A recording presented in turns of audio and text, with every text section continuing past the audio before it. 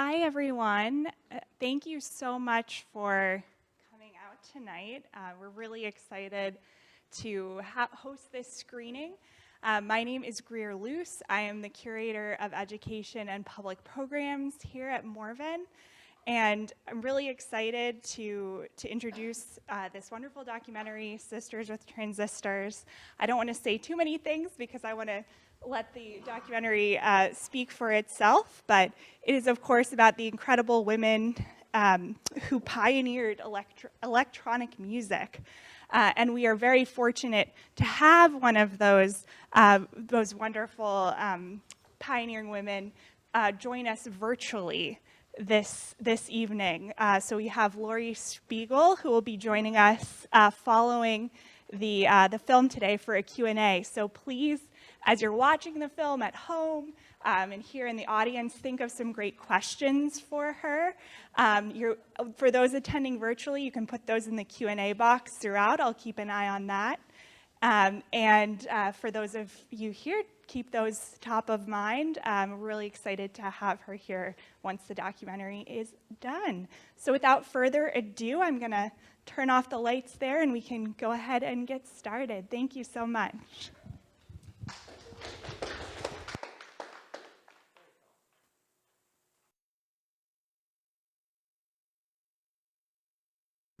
Cool. So I now have the distinct pleasure of introducing our virtual guest this evening, who you just met in the documentary. So we have joining us over Zoom, Laurie Spiegel. Hi, Laurie. Hi. Good to see you. So I'm not going to do too much of an introduction here because the documentary did a much better job than I could ever do, but we of course have the incredible composer, musician, and computer programmer, Laurie Spiegel, here with us. And Laurie, I'll pass things over to you if you want to introduce yourself. I don't think you need to do that, but say hi to everyone. And then as folks are kind of thinking of questions, I guess my kind of first question for you would just be, watching the documentary again, any thoughts or reflections that you have to kind of kick us off this evening? Oh, wow. But, several of those women are friends, and, it's in a way, it's a trip down memory lane to watch it. Thinking back to where we started, when I was a girl in the late 40s and early 50s, and there was just no prognosis for us to do anything meaningful. And I mean, it's electronic music, and including computers, has just been incredibly liberating for women, and it's amazing to see how many women are composing now.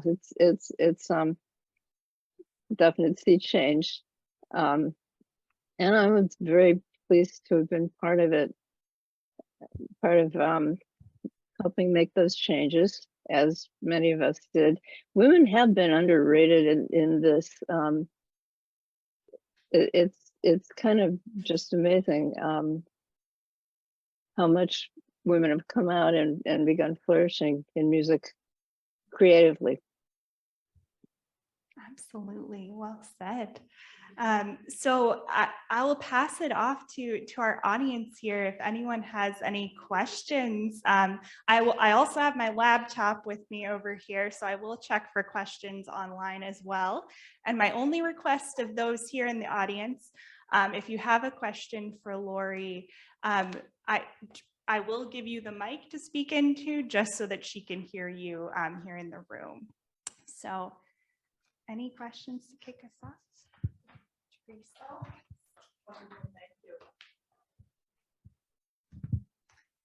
Hi, Ms. Spiegel. So what a pleasure to get a chance to meet with you virtually.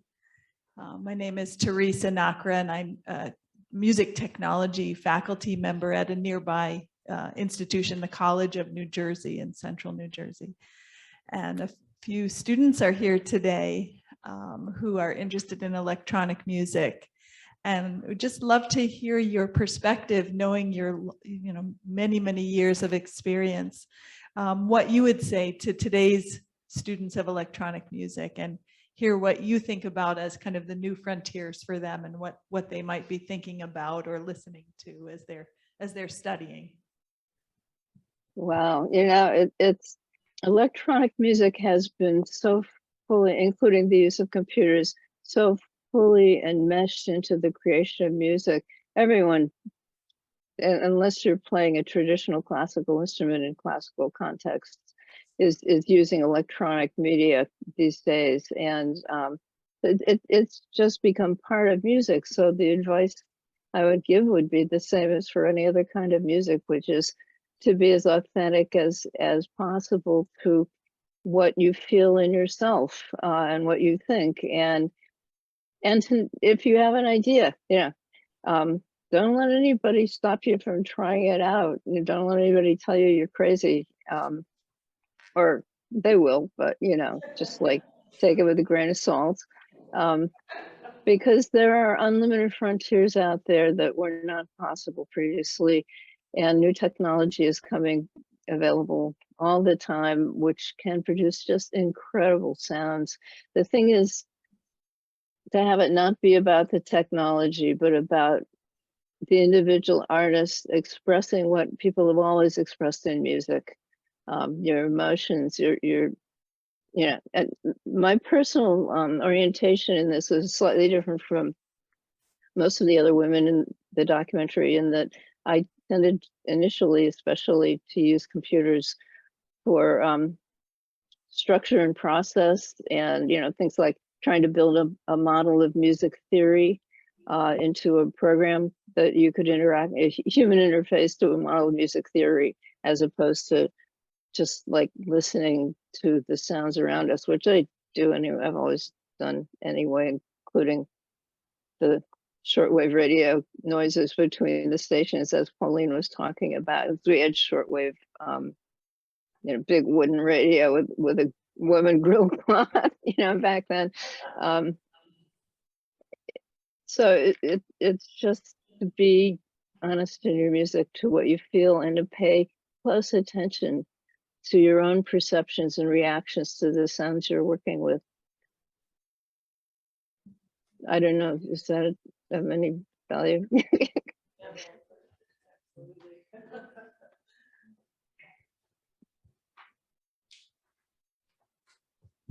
I appreciate being here. I'll try to be brief, but you can already tell I talk a lot. I understand there's someone named Lillian F. Schwartz. She worked mainly in the say 1965 timeframe at Bell Labs, developing not only electronic music but electronic visuals. I don't know if you work with her. Even if you didn't, it would be nice if she was in this. I knew Lillian. Yeah, we worked in not the same lab, but adjacent labs, just down the hall, and she used the computer animations of Kenneth Knowlton, who unfortunately recently passed away, but he was really the father of computer animation. He's said to have invented the pixel, and he created algorithms that gradually evolved visual material, evolutionary algorithms, what we would consider generative animation, which was in part an inspiration of my own work with generative musical algorithms. And Lillian would, record onto film some of these animations that Ken's software had produced. He was just brilliant at that, and make these films out of them. But yeah, I knew Lillian. Back in those days, we were in the same labs. We were, friendly. But she wasn't a programmer. She used software that Ken used, and I wrote my own software. And there was at the lab this, and it's still under discussion, that the original Bell Labs artistic activities had been this program called EAT, Artists, Engineers, Artists, and technology, something like that. But where an artist and an engineer would be paired together to work together in this dualistic thing of an engineer working with an artist. And for me, the best artist is one who knows their own tools and is commanded their own tools, and they are the same person with the same vision. So I did my own tech, learned to program, did my own computer software, wrote it in various languages over the years. Whereas Ken and Lillian had much more of that conventional artist versus engineer dichotomy, even though he was very much an artist. But yeah, that takes me back to those days. That was an incredible period at Bell Labs. There was just so much innovation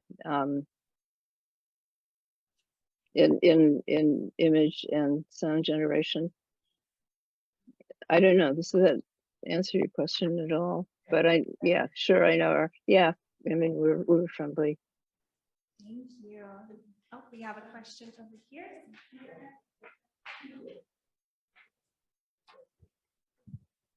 Hello, I'm curious. Oh, I don't know if you can hear me. Can you hear me? I can hear you. You're still sort of visually at a distance, but I can hear you loud and clear. What languages do you program in? Yeah. God, my first languages were Fortran 4 and a 24-bit assembly language called DAP. And then when the Apple II came in, I went to 6502 assembly language, Pascal, BASIC, and then and also at Bell Labs C, the early versions of C and Unix when they were still under construction, and you get little memos in your mailbox saying, we've just changed the syntax for this, and you'd have to go through and rewrite all of your code, and you weren't sure if there was a bug in the new compiler or a bug in your own program or a problem with the hardware, so yeah, C. I'm trying to think. Yeah, C was really, C and Fortran were like the languages in which I did most of my work, although I did some in other languages too.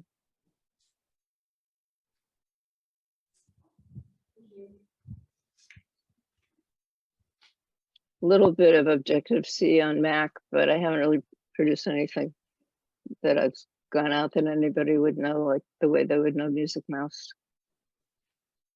Hi, Laurie. This is Rebecca Mercury. We met on a couple of occasions. Rebecca! Oh my God. Oh my God. Yeah. It's so great to see you.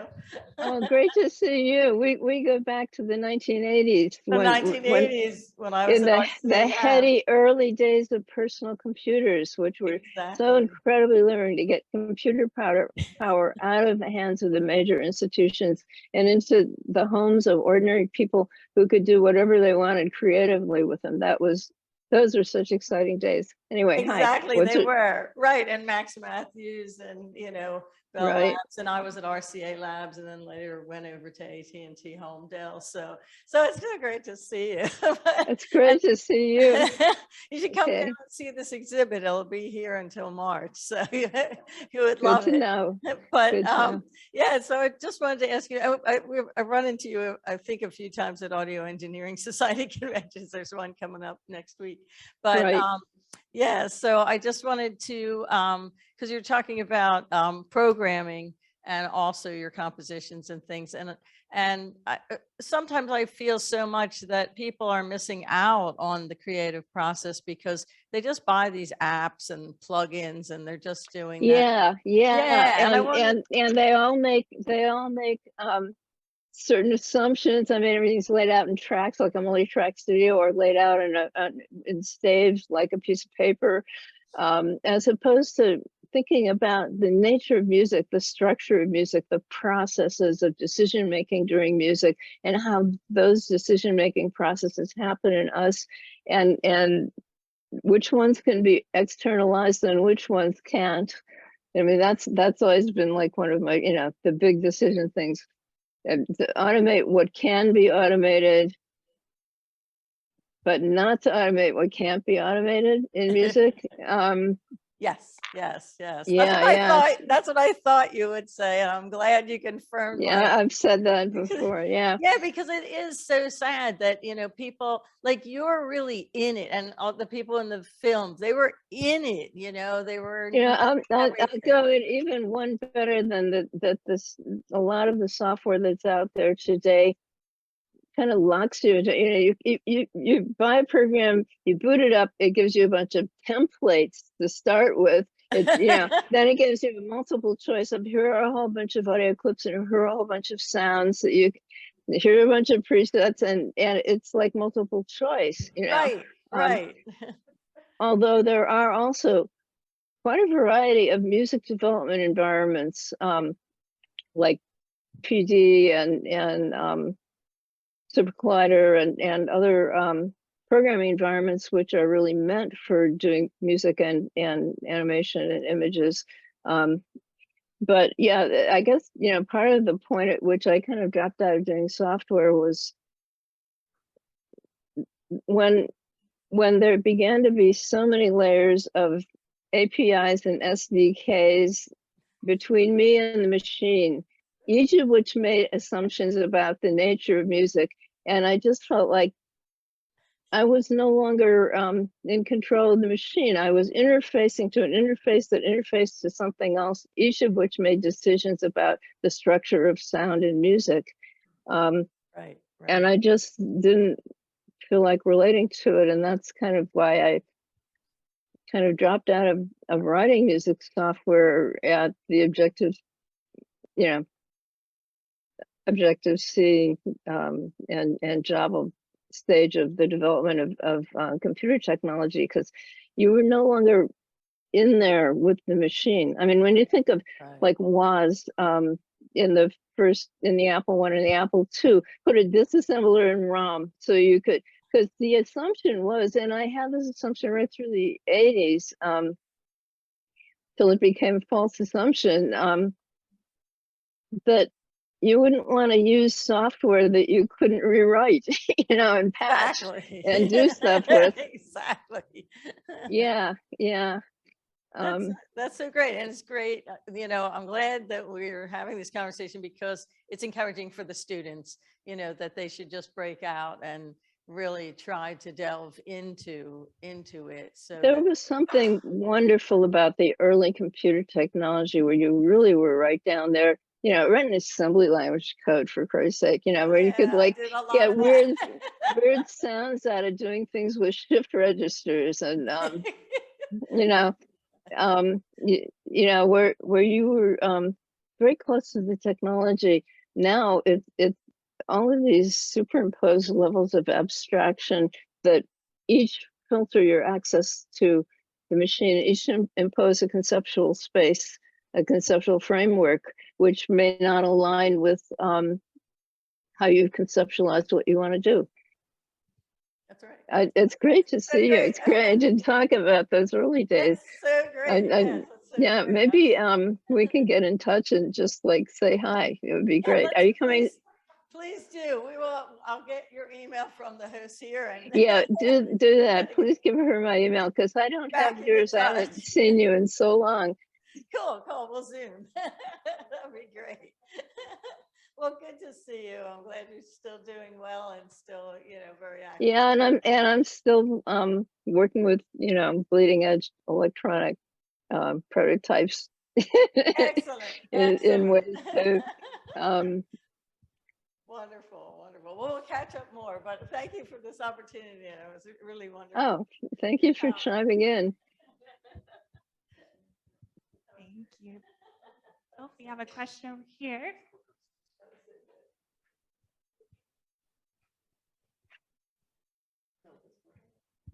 My cat left. Oh, She's bored with hello? this. Hi, my name is Hi. Joyce Henry, and I'm with AT&T from Middletown, New Jersey, and I'm representing the women of AT&T tonight. And this has been absolutely fabulous to hear your stories and the stories of the women who did so much in technology. Just out of curiosity, which AT&T Bell Labs location were you at? Murray Hill Department of Behavioral and Acoustic Research. Oh, yeah. Yeah, Max Matthews department. And it was, man, so many amazing people doing amazing things at that time. That before the divestiture, people had really no constraints. And to go there, people had to be self-motivated. You didn't get hired to do a job. You got hired and told, do your own research and see what you come up with. And people had to be self-motivated.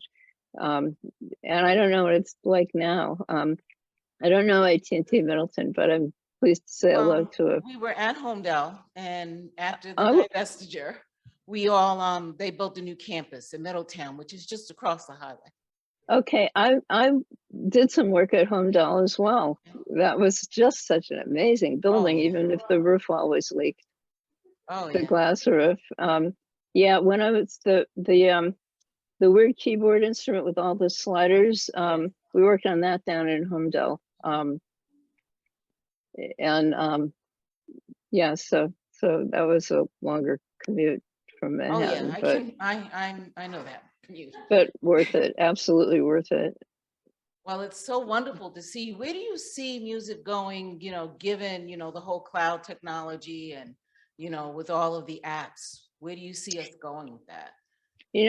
I wrote an article in like 1981 about the internet, even though it wasn't public for quite some time after that, and what that would do to the economics and distribution of music when anybody could put stuff out there for anybody to get, and information, of which music is a subset, became independent of physical media.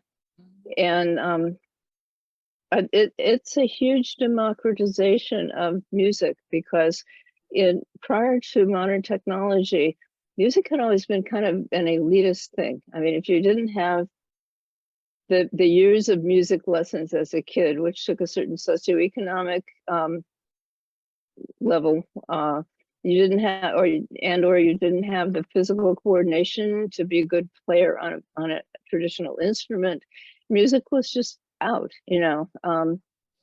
but now everybody is doing music who wants to do music. Now anybody with their laptop or their phone or their tablet in their bedroom, anybody can not only do the music, but they can publish it online.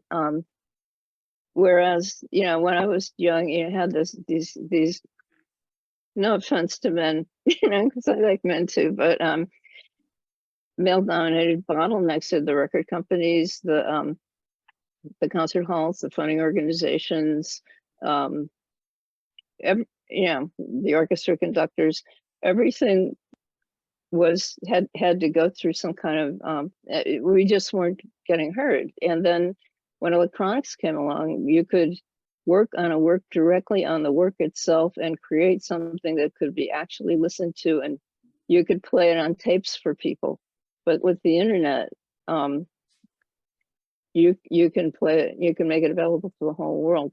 Now, because of this, of course, there is this huge problem with information overload, and far more people are putting out music, and it's not, I'd say, it's a democratization that really wrecks the old order of there being a hierarchy and an elite, and the superstars aren't what they used to be. There's just too many of them, and anybody can be one. So, I mean, economically also, it's been quite a difficult transition. I think music publishing companies, along with producers of physical media, CDs and stuff, have been having an increasingly difficult time, even though there now are royalty collections, even though streaming royalties are, what, 0.003 of a penny per play or something like that. It's just like, so I think with what internet distribution and the democratization of being able to create music have done is basically push music more toward becoming the kind of amateur art that it was, let's say, prior to the evolution of the music publishing and formal concert industries 300, 400 years ago, when those started, that music is again has to be done more from the love of it Yeah. and less from the aspiration. Does that make sense? It makes perfect sense. It makes perfect sense. That is You- really wonderful. Well, at some point I might get your email address and figure out if the women of Sure. AT&T would like to have you come in and speak to us, because that would be wonderful. I'll have to ask my cat. She runs everything around here. She just came by and said hello. But she says, no offense, but I don't like to watch. She's a cat, you know, what can you say? Thank you. That was a really good question. That was, thank you, Joyce, and thank you for being here tonight. Any other questions over here? Thank you. First of all, thank you so much for being here. This is really, really cool. I want to start with a comment just to say that your album Expanding Universe is one of my favorite pieces of recorded music ever. When I was in graduate school, it was one of those things I'd put on at 2:30 in the morning when I was questioning all my life decisions up to that point, and really kind of Oh, help bring me wow. back. Yeah, kind of help bring me back to a place of peace and calm. You can do this. It's okay. It's fine. So Yeah, thank you for that. it's just amazing. It's so gratifying to hear that. And what Charles Amerkanian said in the film, the earliest computer music that you'd want to listen to, because a lot of the early computer music was more proof of concept, say, than musical expression. But for me, it was always personal expression. And I do come from a background of folk music. I play guitar, mandolin, banjo. Then I got a classical education, which I had to make up somewhat later. But after I had my BA degree, then I got classically educated and studied counterpoint and all that stuff. But yeah, I mean, it's music. It's just really when it boil it down, it doesn't matter if it's traditional or electronic or computer based. It's got to be human expression. So thank you. That was good to hear. Well, it's definitely true for me. I was just wondering, it's interesting you were talking about getting music published. How did that all come about, that album? Just Well, I just did the music because I wanted to do it. Eventually, Philo Records, which is was a now defunct folk label, put it out through a friend of mine who knew somebody there. And then when they went under, Rounder Records carried it for a long time, and it was, you know, definitely pitched at not necessarily the optimal audience for electronic music. Then when Unseen Worlds Records put it out in 2012 as a re-release, all of a sudden people kind of noticed it because it had sat there, you know, with extremely low sales since, well, I did that music in the 70s, you know. So it took it a long time to begin to be heard. well, I'm so glad it was. But it's just wonderful to think that it's had lasting value just as music, as opposed to existence proof for the fact that music could be done with electronics, which I think a lot of the early electronic music kind of was that kind of existence proof and proof of concept, but not necessarily something that you want to put on the record player when you're feeling down and you want to listen to something that'll bring you up, you know, or touch you. Thank you. Great. We have time for a few more questions if anyone has any. And if there's any, I didn't see any from our folks at home yet, but if you have any, oh, we have one, Jesse here.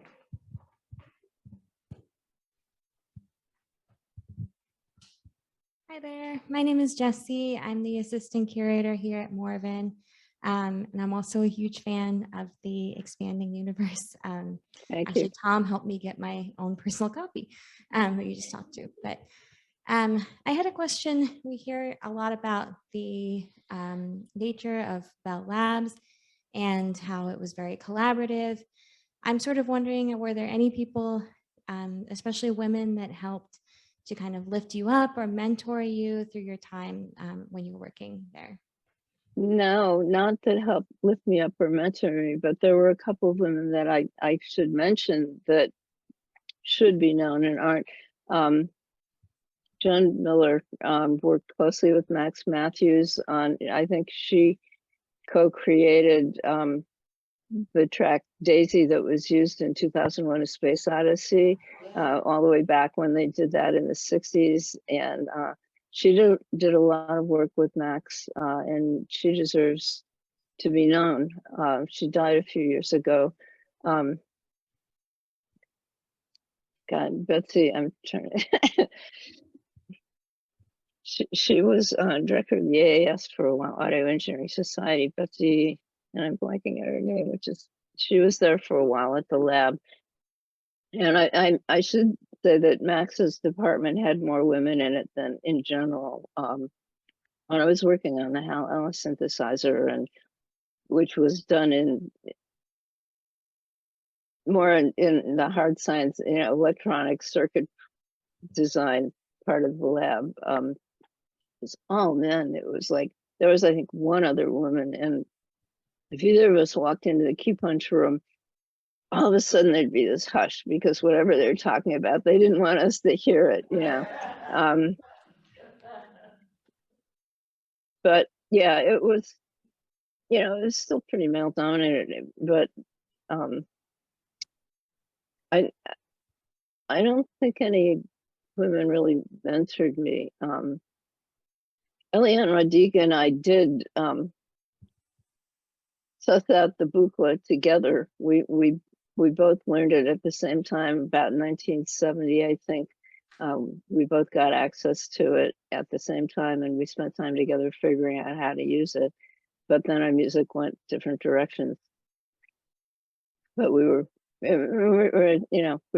good friends during that period. We've been out of touch, but are always glad to see each other when we do. But no, it was pretty much guys everywhere with all their mansplaining and everything, trying to help you do something that you knew perfectly well how to do, and maybe you knew how to do it better than they did, but they had to do it for you because they were the guy, But yeah, acoustic and behavioral research had more women in it, I think, in general than most of the other departments at that time. But none of them were, I didn't work with any of them directly. Thank you. Well, thank you too. Thank you, Jessie. Any other questions? I should say that I was friends with, even if not working with or necessarily learning from, several. Pauline Oliveris was a friend for many years. Suzanne Ciani and I did back-to-back concerts in lofts in Lower Manhattan for a while before she became so successful. Several of the women in the film were friends, but yeah, I was kind of a hermit type who worked by myself. All right. Nerd. I was always a nerd.